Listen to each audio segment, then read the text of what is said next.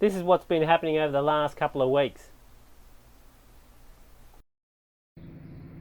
I don't know if you can see that. That's another reason why I bought the boat. There is not one blister on this boat. There's a bit of this where the anti-foulings come off and even the primers come off to the body of the boat, but that's nothing. That's easy. There's not one blister. Just have a look at that.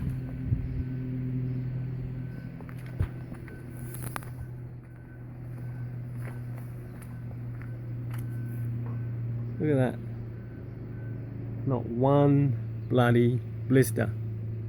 My mate took his boat out and there's probably about 300 blisters on one side. This is clean. It's bloody great. Alright, lifting of the mast, take 2. Now I'm pretty confident here it's going to be a vertical lift, so hopefully it won't kick out, but I've got 3 ropes at 120 degrees right round, so if it does kick out, it won't go that far. Another thing I could have done is on the strap I could have had a rope coming down to a block so the strap wouldn't lift up too much and damage the upper spreaders, but there was a mast fitting in the way and it wasn't going to slide up. So it looks all good here. We had a few dramas. It ripped up part of the fairing of the upper deck, but that wasn't a surprise because whatever the guy bonded it with, it was bloody super glue. So I can repair that later. It's all good here. No dramas.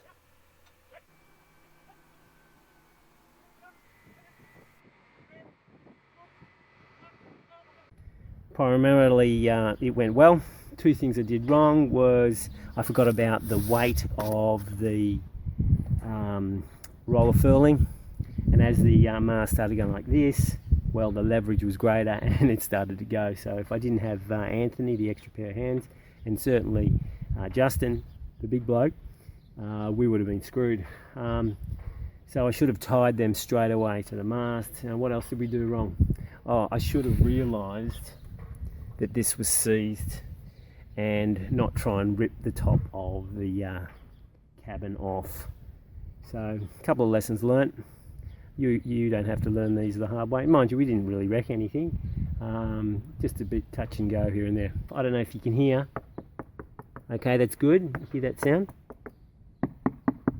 Okay, that sounds to me like water. Got my new disco shoes on.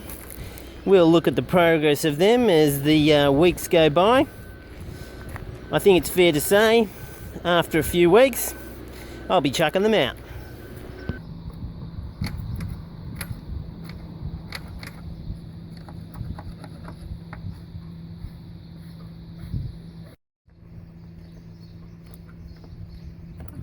No princesses allowed on my boat. Well, the deck's a mess. This is where the mast was. I'm just trying to remove all the loose material, but you've got to be careful how much you're going to take off because it'll just run away from you. You'll end up doing the whole deck.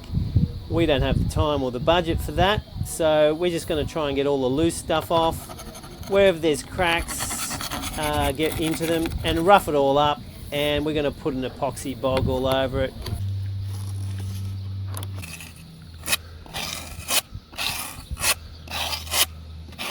Good enough, done. You sure? Yep. Can still see yellow. Doesn't matter. Let the man work.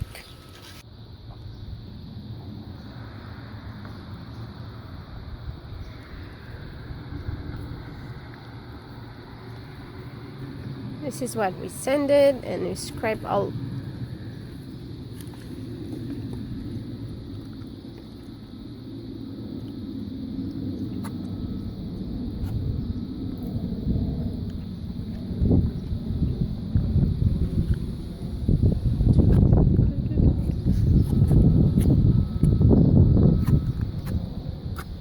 You have the man working, and I just did some big shit. Put my feet on there. Come on, go and fix it, please. Quick. Oi. This is Margarita's contribution. She stood in it. She's an excellent help.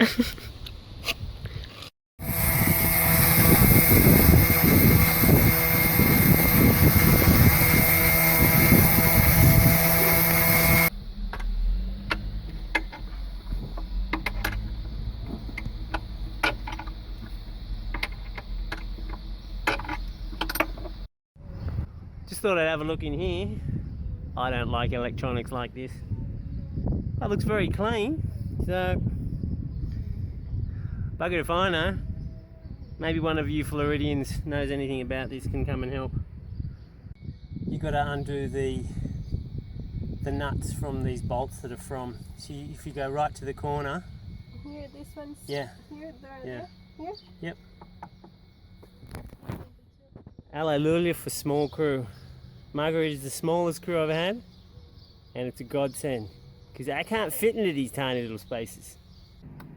We're taking this old frame here and we're going to replace it with a new one. Well, with bodgy second-hand stuff. And one of the patrons, Tim, hi Tim, he's going to weld it up for me. So good on you, buddy.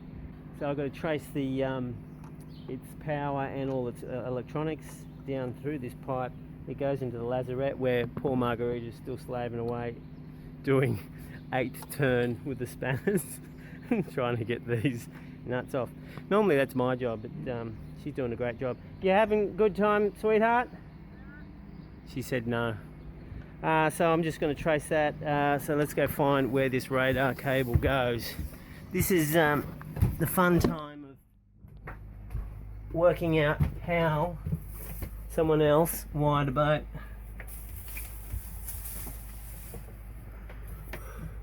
So it's coming in that corner and it goes down here, down here, down here, under here,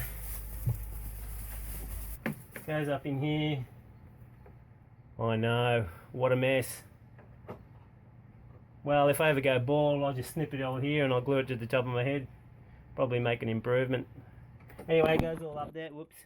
Goes up there, and there's the radar unit there, so it feeds across. So let's hope it's small because I don't want to snip the wires. Let's hope it's a small problem and we can fix it. Otherwise I'm buggerizing around for no reason. I just snip it at the top. Alright, let's get to it. Wow, this is a bit dark. Hey, hands up who think I'm dodgy. Yeah, well, I am a bit dodgy, but usually it's really concerned with the unimportant things, like cosmetics of a boat or the ducky.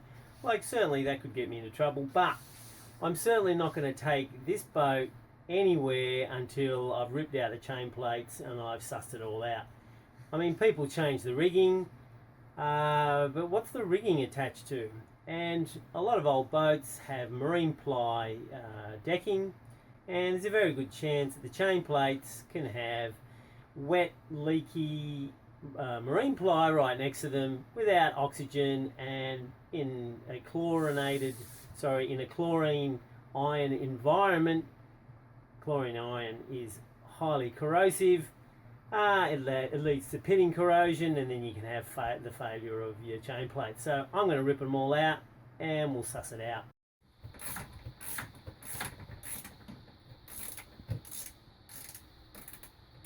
I'm clearing the chain plates so Peter can treat them. I cannot take that one. That one is too tight even with this. The last one. You having fun? You like owning a boat? I will. No.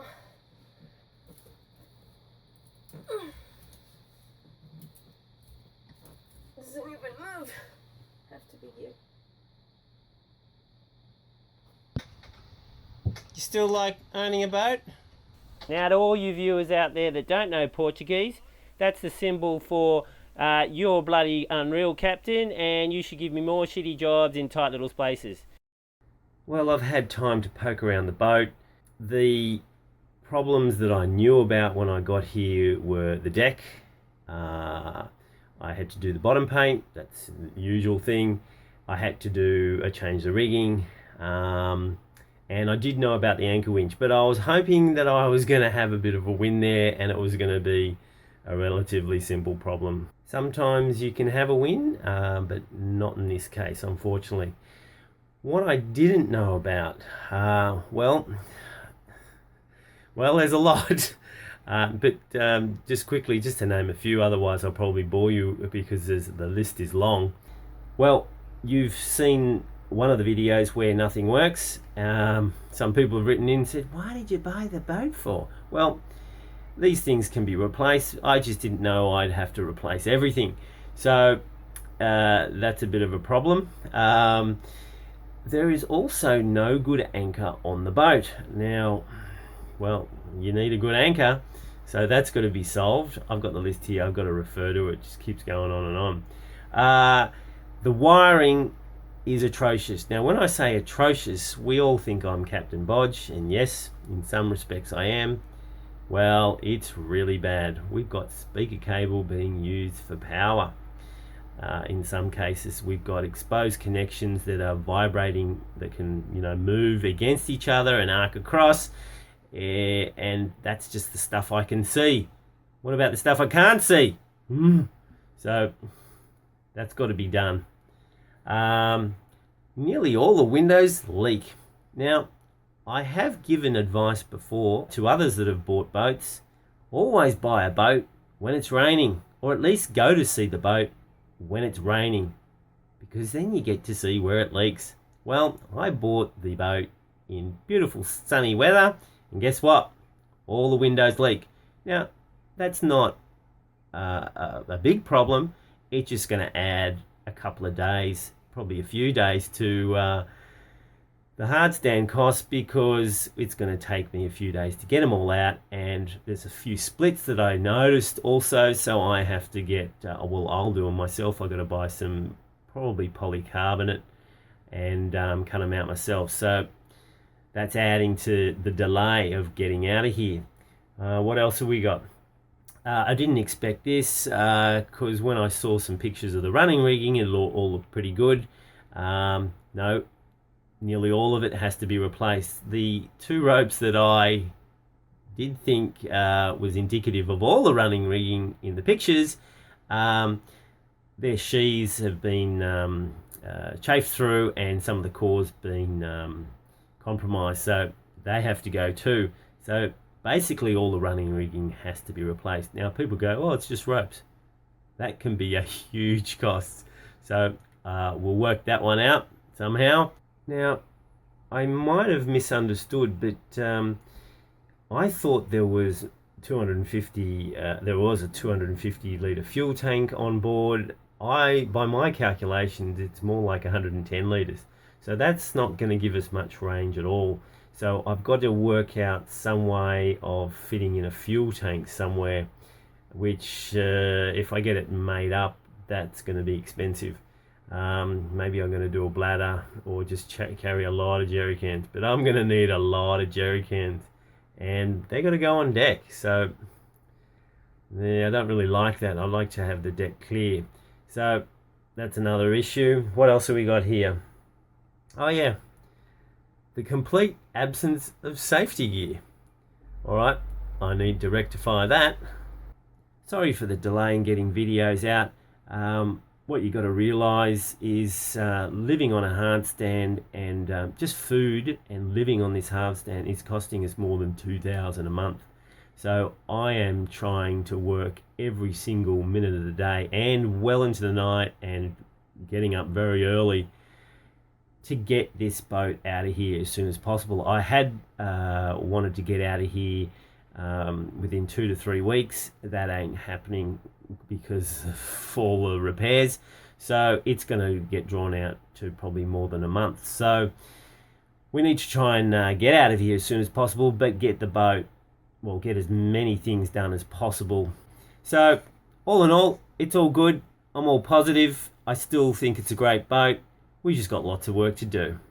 If you would like to be part of the comeback, why don't you sign up to be a patron? You get to see exclusive content of me and Margarita trying to solve all the problems on this bloody boat.